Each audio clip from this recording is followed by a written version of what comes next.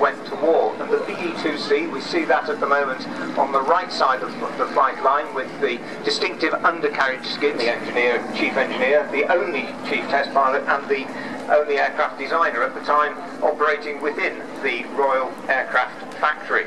And that BE-2C, you can see it cruising there of British aircraft design there, illustrated by the growling Sopwith triplane, designed just 2 years later as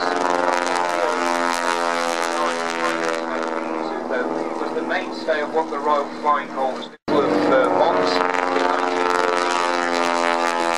and logos, which actually indicated where the German forces were to the British and the French.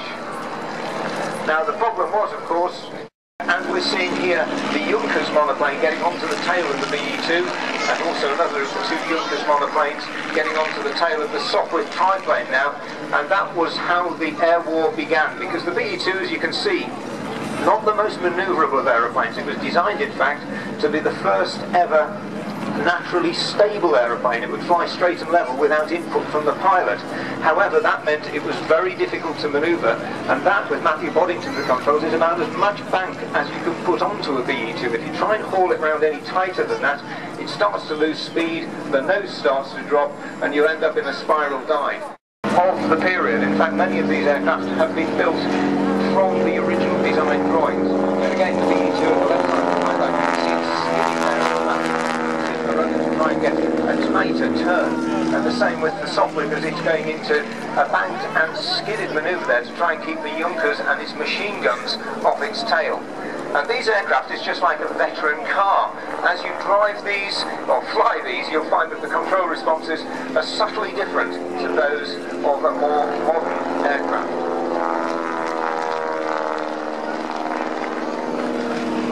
And as you'll see now, if you look up above the aircraft that are departing to the back of the display area, we have that classic.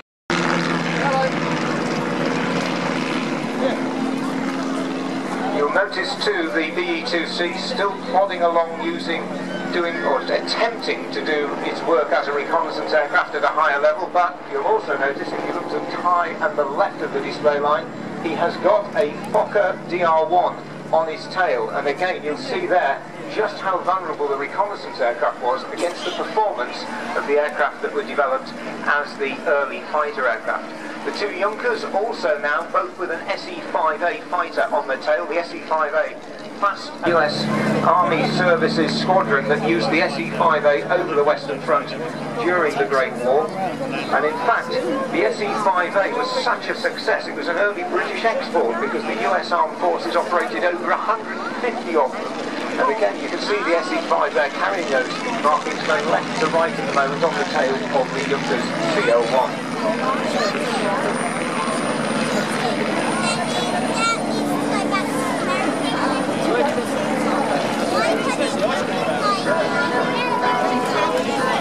British and German designs. The Sopwith triplane, designed by the Sopwith Aircraft Company at Kingston. The development of the Sopwith pub, and the idea was to put 3 narrower chord wings in the aeroplane to maintain the rate of climb and manoeuvrability, but at the same time to give better pilot visibility. But it was still a wooden airframe and was structured with the external bracing wires. If you look closely at the Fokker triplane in its pursuit, you'll see the Fokker triplane doesn't have any wires between the wings. Reinhold Platz, who designed the Fokker aircraft, took the Sopwith aircraft layout and used a steel tube fuselage and what we call cantilever wing at the moment. It is indeed. That is being flown by Bruce Dickinson, best known perhaps as the lead singer of the heavy metal band Iron Maiden, a passionate pilot, a qualified airline captain who will also be displaying an executive jet a little bit later today, I understand. And he's flying the sequence there. The second of the Fokker triplanes, again, back on the tail of the BE-2C. Meanwhile, 2 of the SE-5A fighters still engaging in combat with the Junkers CL-1s. 1 Junkers leaving some slope with an SE-5 on its tail. It's the other way round with the other Junkers pursuing the SE-5. Meanwhile, holding up and high, 1 of the SE-5s there, waiting for a target of opportunity to be picked off. Running in then right steering skills to keep these aircraft in the air.